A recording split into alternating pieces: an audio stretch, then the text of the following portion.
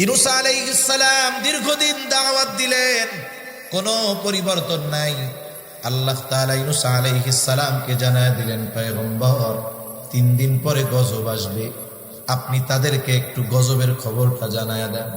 ইউনূস আলাইহিস সালাম যখন তার উম্মতদেরকে 3 দিন পরে গজব আসার ঘোষণা জানায়া দিলেন, এদের মধ্যে পরিবর্তন পরিলক্ষিত হলো ঠিক, কিন্তু ব্যতিক্রম, আগের চাইতে অবাধ্যতা আরো বেড়ে গেল। এখন তারা আল্লাহর গজব নিয়ে মজা করা শুরু করেছে। 2 দিন অতিবাহিত হয়ে গেছে, কোনো পরিবর্তন নাই। ইউনূস আলাইহিস সালাম চিন্তা করলেন, এদের যেহেতু পরিবর্তন নাই, গজব তো আসবেই। ইউনূস আলাইহিস সালাম আল্লাহ তাআলার নির্দেশ আসার আগে অতীতের সব ঘটনার উপরে কিয়াস করে তিনি এলাকা ছেড়ে চলে গেলেন। কারণ আল্লাহ তাআলা যখন কোথাও আযাব দেন, গজব দেন, আগে ওই এলাকায় যেই নবীকে নিযুক্ত করেন তাকে আর মুমিনদেরকে আল্লাহ নিরাপদে সরায় নেয়। হাদিসের ভাষায় এটা জান্নাতের বাগান, দ্বীনি মাহফিল। এই মাহফিলের কি নিয়ম কানুন থাকতে পারে না? সেজন্য আমি অনুরোধ করব, যাদের ব্যস্ততা নাই, মেহরবানি করে ওই দিক দিয়ে ফাঁকা জায়গা আছে, আপনারা যদি আমার সামনে একটু বসেন, তাইলে আমিও একটু আপনাদের দেখলাম, আপনারাও আমার একটু দেখলেন, কষ্ট হবে না তো ইনশাআল্লাহ। তা সম্মানিত সুধী, মুসলিম মিল্লাতের পিতা ইব্রাহিম আলাইহিস সালাতু ওয়াসসালাম, ইব্রাহিম আলাইহিস সালাতু ওয়াসসালাম বিবাহ করেছেন সারা আলাইহিস সালামকে। দীর্ঘদিন সন্তান নাই। আল্লাহ তাআলার কাছে দোয়া করতেছেন, রব্বি হাবলি মিনাস সালিহিন, আল্লাহ আমার একটা নেককার সন্তান দেন। সন্তান হয় না। এক সময় জানা গেল সারা বন্দা, সারার খাদেমা ছিল হাজেরা। উনি হাজেরাকে ইব্রাহিম আলাইহিস সালামের সাথে বিবাহ দিলেন। লম্বা ইতিহাস, একেবারে সংক্ষেপে বলতেছি।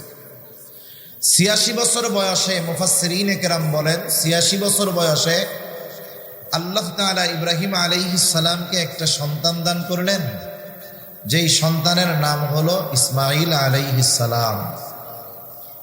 আল্লাহ তাআলার নির্দেশে দুগ্ধপোষ্য শিশু ইসমাঈল আলাইহিস সালামকে নিয়ে এবং তার মা হাজেরাকে নিয়ে ইব্রাহিম আলাইহিস সালাম সফর করা শুরু করলেন আল্লাহর নির্দেশে। ইব্রাহিম আলাইহিস সালামের জন্মস্থান হলো বেল।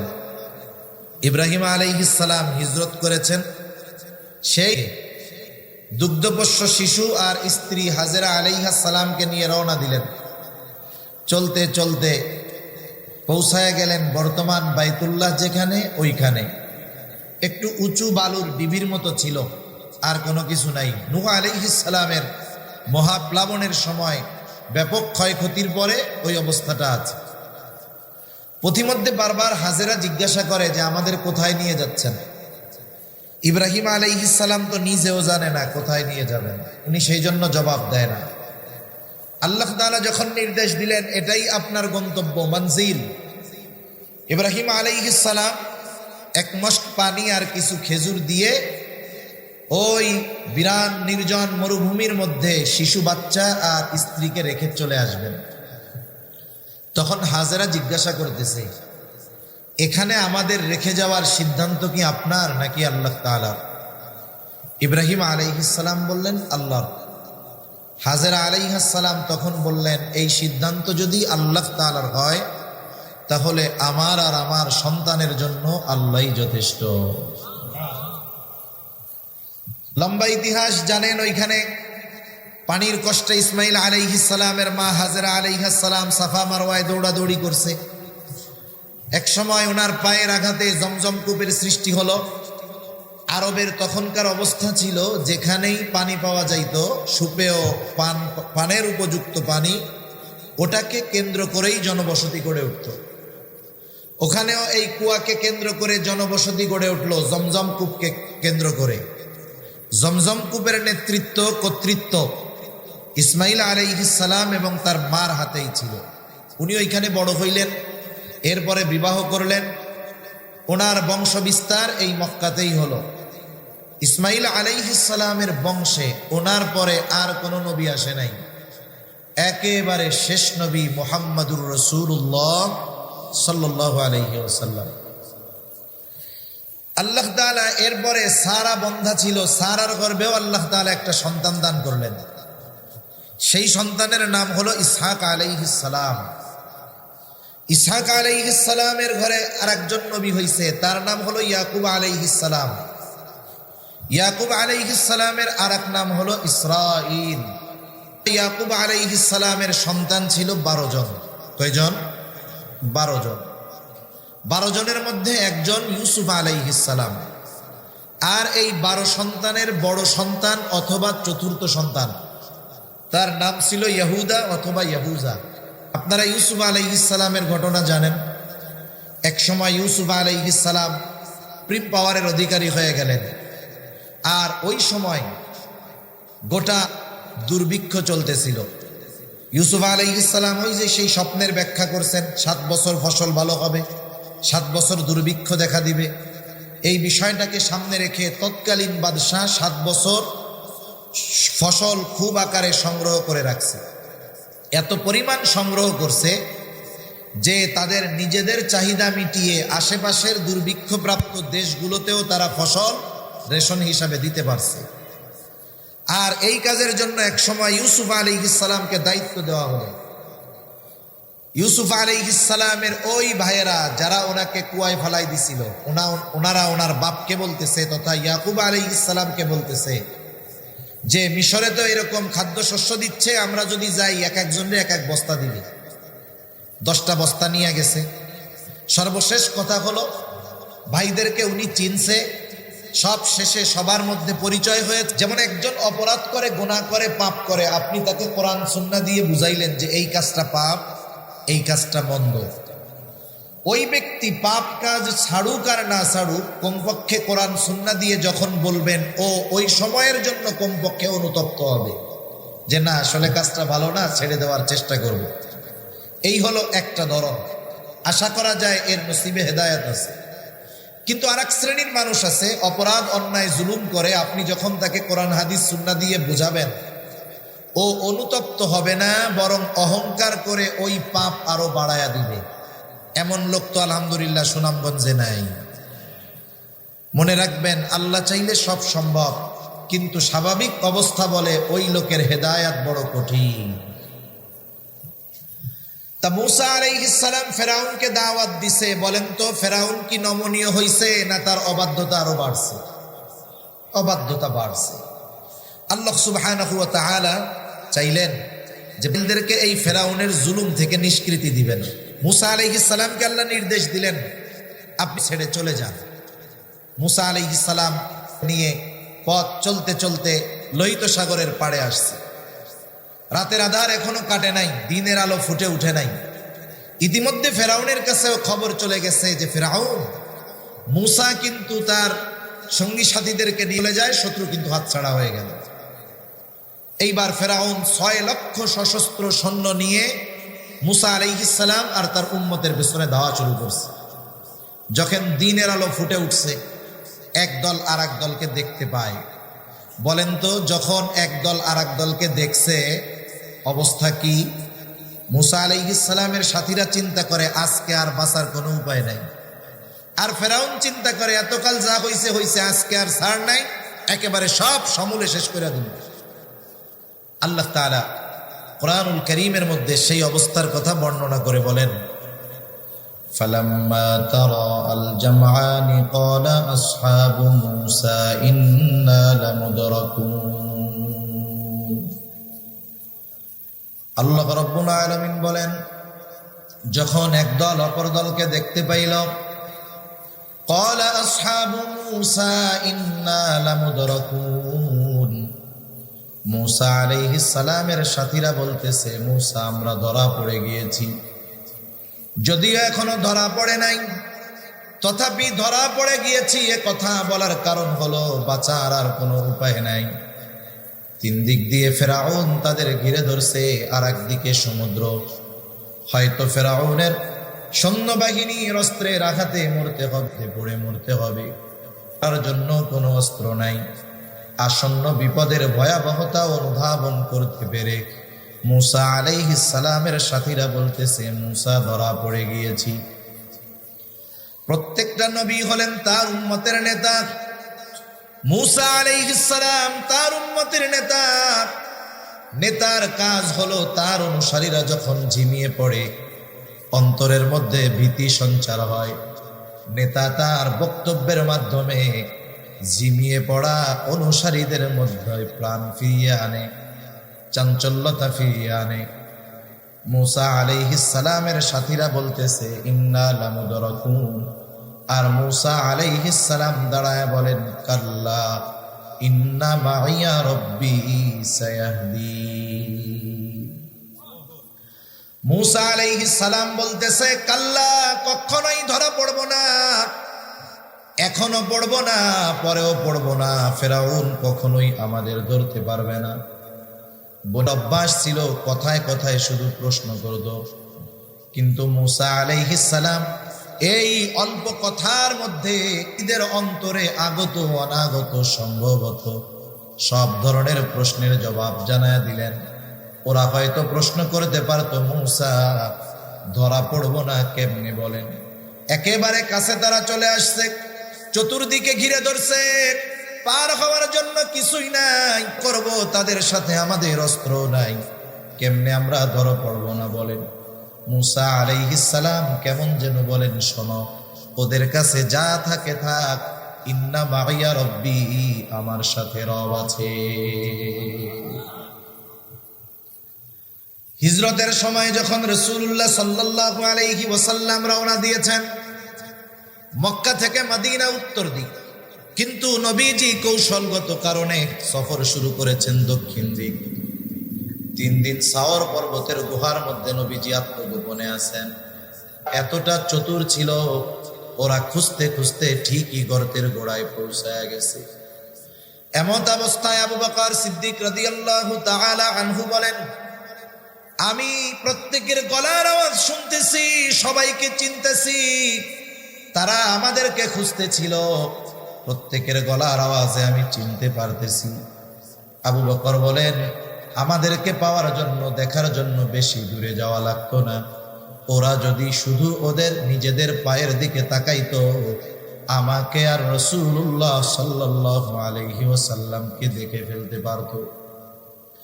এমত অবস্থায় আবু বকর সিদ্দিক রাদিয়াল্লাহু তাআলা আনহুর চেহারায় ভয় চিন্তার ছাপ। নবীজি সাল্লাল্লাহু আলাইহি ওয়াসাল্লাম দেখলেন আবু বকরের চেহারায় চিন্তার ছাপ, ভীতির ছাপ। আবু বকর তো আমাদের বাংলাদেশীদের মতো আশেকে রাসূল না, আবু বকর তো এমন আশেকে রাসূল। আবু বকর যদি 100 জীবন তাকে দেওয়া হতো, আর ওই 100 জীবন যদি নবীর জন্য কোরবান করতে বলা হতো, আবু বকর 100 জীবন নির্দ্বিধায় নবীর জন্য কোরবান করতে প্রস্তুত ছিল।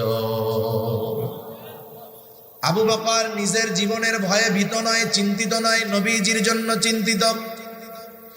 নবীজিও বুঝতে পারছে আবু বকর চিন্তিত। রাসূলুল্লাহ সাল্লাল্লাহু আলাইহি ওয়াসাল্লাম তখন আবু বকরকে বললেন, আবু বকর, কি মনে করতেছ? এই গর্তের মধ্যে কি শুধু তুমি আর আমি দুইজন নাকি? ও আবু বকর, নবীজি আবু বকর সিদ্দিক রাদিয়াল্লাহু তাআলা আনহুকে কি কথা বলছে? দুনিয়ার কেউ ওইখানে ছিল না, কিন্তু আল্লাহ তাআলা শুনেছেন, তিনি জানেন কি বলছে। সে কথা আল্লাহ তাআলা কুরআনুল কারীমের মধ্যে বলেন, ইদহুমা ফিল গারি ইদ ইয়াকুলু লিসাহিবিহি লা তাহজান ইন্নাল্লাহা মা'ানা। ও আবু বকর, তুমি ভীত হয়ো না, চিন্তিত হয়ো না। এই গর্তের মধ্যে শুধু তুমি আর আমি দুইজন এমন নয়, ইন্নাল্লাহা মা'ানা। এই নির্জন গর্তে তোমার আমার সাথে যিনি আছেন তিনি কে? সেজন্য আল্লাহ তাআলা যার সাথে থাকে, দুনিয়ার সব শক্তি যদি তার বিরুদ্ধে চলে যায় কিছু করতে পারে না। মূসা আলাইহিস সালাতু ওয়াস সালাম বলেন, ইন্না মাইয়া রব্বি, আমার সাথে রব আছে, চিন্তা করো না, ভয় পেও না, সায়াহদিন, এখনই তিনি আমাদেরকে পথ দেখায় দিবেন। আল্লাহ তাআলাও পথ দেখায় দেন। আল্লাহ তাআলা বলেন, ফাআউহাইনা ইলা موسى أن اضرب بعصاك البحر فانفلق فكان كل فرق كالطود العظيم আল্লাহ তাআলা বলেন, আমি মূসা আলাইহিস সালামের কাছে প্রত্যাদেশ প্রেরণ করলাম, ওহী পাঠাইলাম, মূসা আপনি লাঠিটা দিয়ে সাগরের উপরে আঘাত করেন। মূসা আলাইহিস সালাম জিজ্ঞাসা করেন নাই কেন আঘাত করব, আঘাত করলে বাড়ি মারলে কি হবে। আল্লাহ তাআলা নির্দেশ দিলেন, মূসা আলাইহিস সালাতু ওয়াস সালাম হাতের লাঠিটা দিয়ে সাগরের উপরে বাড়ি মারলেন। অবস্থা কি হলো? আল্লাহ তাআলা বলেন, ফানফালাক, মূসা লাঠি দিয়ে বাড়ি মারার সাথে সাথে সাগরটা ফেটে দুই ভাগে বিভক্ত হয়ে গেল। ফাকানা কুল্লু ফিরকিন কাত্তাউদিল আযীম, প্রত্যেকটা ভাগ দুই দিকে সরে উঁচু পাহাড় সাদৃশ্য দেয়ালের মতো হয়ে গেল, মাঝখান দিয়ে রাস্তা হয়ে গেল। ইসরাইলের 12 গোত্রের জন্য 12টা রাস্তা। আল্লাহ তাআলার নির্দেশে মুহূর্তের ভিতরে ওই কর্দযুক্ত রাস্তাটা শুকনা ঠনঠনা হয়ে গেল। আল্লাহ তাআলা কোরআনুল কারীমের আরেক জায়গায় বলেন, ওয়াজাওয়াজনা বিবানি ইসরাঈলাল বাহরা ফাআতবাআহুম ফিরআউন বিজুনুদিহি বাগয়ান ওয়া আদওয়া। আল্লাহ তাআলা বলেন, আমি সাগর পার করায়া দিলাম। মুফাসসিরিনে কেরাম বলেন, যখন সমুদ্রের মাঝ রাস্তায় পৌঁছায় গেছে, ফেরাউন আইসা তীরে দাঁড়াইছে। ফেরাউনও কিন্তু খুব ভালো মতো জানে এই পথ বনি ইসরাইলদের জন্য নিরাপদ, কিন্তু আমার জন্য বড় বিপদ। কিন্তু মানুষ যখন প্রচন্ড সীমালঙ্ঘনতার সর্বোচ্চ পর্যায়ে পৌঁছায় যায়, সর্বোচ্চ সীমালঙ্ঘনকারী হয়ে যায়, যখন অহংকার তাকে পূর্ণ বেষ্টন করে বসে, ওই সময় এমন কিছু সিদ্ধান্ত মানুষ নিয়ে নেয় যেটা তার চূড়ান্ত পতনের অনিবার্য কারণ হয়ে দাঁড়ায়। ফেরাউন জানে যে এখানে গেলে আমার বিপদ আছে, কিন্তু এরপরেও সে অনুসরণ করা শুরু করলো। আল্লাহ তাআলা বলেন, ফাআতবাআহুম ফিরআউন বিজুনুদিহি বাগয়ান ওয়া আদওয়া। ফেরাউন তার সৈন্য সামন্ত সহ শত্রুতা বশত সীমালঙ্ঘন করে তাদের পেছনে ধাওয়া করা শুরু করলো। এইবার মূসা আলাইহিস সালাম তার উম্মতদেরকে নিয়ে পৌঁছায় গেলেন অপর প্রান্তে। ফেরাউন তার বাহিনী নিয়ে আসছে মাঝ দরিয়ায়, মাঝ সমুদ্রে আসছে, মাঝ রাস্তায় আসছে। বলেন তো, রাস্তা যাদের জন্য বানানো হলো, যখন তাদের রাস্তা ব্যবহার শেষ, রাস্তার প্রয়োজন শেষ, ওই রাস্তার আর কোনো দরকার আছে নাকি? আল্লাহ তাআলা রাস্তা বানাইছেন জন্য, ফেরাউনের জন্য নয়।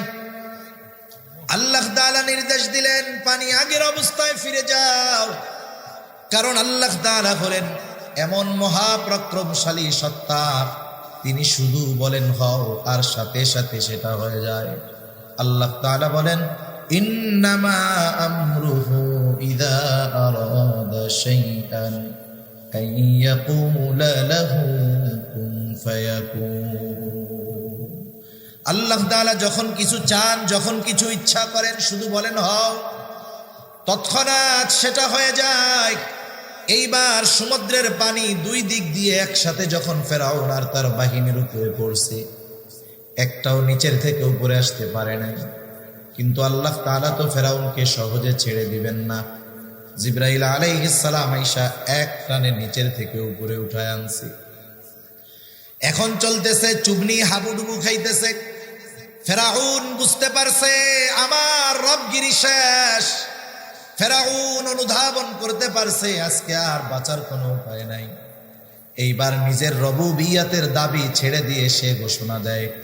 আল্লাহ তাআলা বলেন, হাত্তা ইযা আদরাকাহুল গরাকু ক্বালা আমানতু আন্নাহু লা ইলাহা ইল্লাল্লাযী আমানাত বিহি বানু ইসরাঈলা ওয়া আনা মিনাল মুসলিমিন। ফেরাউন বলতেছে, আমি ঈমান আনলাম, আল্লাহ ছাড়া কোনো ইলাহ নাই। বনি ইসরাইল যার উপরে ঈমান এনেছে, আমিও ঈমান আনলাম। ওয়া আনা মিনাল মুসলিমিন, আমি তো মুসলমানদেরই একজন। কিন্তু আল্লাহ তাআলা জানায়া দিলেন, তোমার এই ঈমান গ্রহণ এখন আর কাজ হবে না, তোমার ঈমান কবুল হবে না। কারণ কি? কারণ হলো আল্লাহ তাআলা যখন কোন জাতির উপরে গজব দেন, ওই জাতি যদি গজব আসার পরে ঈমান আনার ঘোষণা দেয়, ঈমান কবুল হয় না। গজব আসার আগে যদি ঈমান আনার ঘোষণা দেওয়া হয়, ঈমান কবুল হয়। প্রত্যেকটা ব্যক্তির ক্ষেত্রেও কিন্তু বিষয় আছে। আল্লাহ তাআলা তাওবার দরজা খোলা রেখেছেন। পশ্চিম দিক দিয়ে সূর্য ওঠার আগ পর্যন্ত তাওবার দরজা খোলা থাকবে। এটা তো আম টাইম, আম সময়।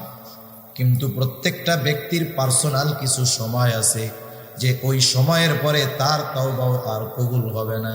নবীজি বলেন, ইন্নাল্লাহা ইয়াকবালু তাওবাতাল আবদি হাত্তা মা লাম ইউগাররির। মৃত্যু যন্ত্রণা শুরু হওয়ার আগ পর্যন্ত তাওবা কবুল হয়।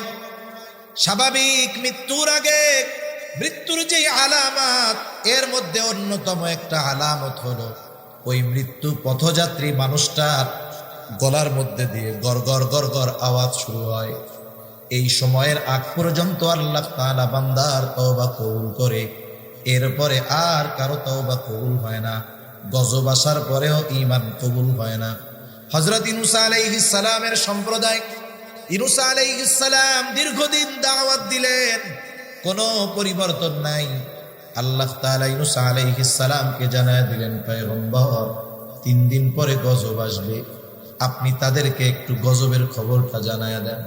ইউনূস আলাইহিস সালাম যখন তার উম্মতদেরকে 3 দিন পরে গজব আসার ঘোষণা জানায়া দিলেন, এদের মধ্যে পরিবর্তন পরিলক্ষিত হলো ঠিক, কিন্তু ব্যতিক্রম, আগের চাইতে অবাধ্যতা আরো বেড়ে গেল। এখন তারা আল্লাহর গজব নিয়ে মজা করা শুরু করেছে। 2 দিন অতিবাহিত হয়ে গেছে, কোনো পরিবর্তন নাই। ইউনূস আলাইহিস সালাম চিন্তা করলেন, এদের যেহেতু পরিবর্তন নাই, গজব তো আসবেই। ইউনূস আলাইহিস সালাম আল্লাহ তাআলার নির্দেশ আসার আগে অতীতের সব ঘটনার উপরে কিয়াস করে তিনি এলাকা ছেড়ে চলে গেলেন। কারণ আল্লাহ তাআলা যখন কোথাও আযাব দেন, গজব দেন, আগে ওই এলাকায় যেই নবীকে নিযুক্ত করেন, তাকে আর মুমিনদেরকে আল্লাহ নিরাপদে সরায় নেয়। উনি চিন্তা করছেন, আমারেও তো চলে যাইতেই বলবে, সুতরাং এদের যে অবস্থা, পরিবর্তনের কোনো ভাবটাব নাই, আমি চলে যাই। উনি চলে গেছেন। যেই দিন গজব আসবে ওই দিন সকালবেলা ইউনূস আলাইহিস সালামের সম্প্রদায় ইউনূস আলাইহিস সালামের বাড়িতে গেছে। তাদের প্রতিদিনকার কাজ ছিল সকালবেলায় গোসল করে খাওয়া দাওয়া করে আগে ইউনূস আলাইহিস সালামের বাড়িতে যাইত। ইউনূস আলাইহিস সালামের সাথে কিছু মজা কইরা, টিটকারি মাইরা, খোসা কথা কইয়া এরপরে দিনের কাজ শুরু করত। প্রতিদিনকার ন্যায় ওই দিনও গেছে, কিন্তু প্রতিদিন যায় দেখে ইউনূস আলাইহিস সালাম বাড়িতেই আছে, কিন্তু আজকে বাড়িতে নাই। দরজা বন্ধ, ঘর বন্ধ।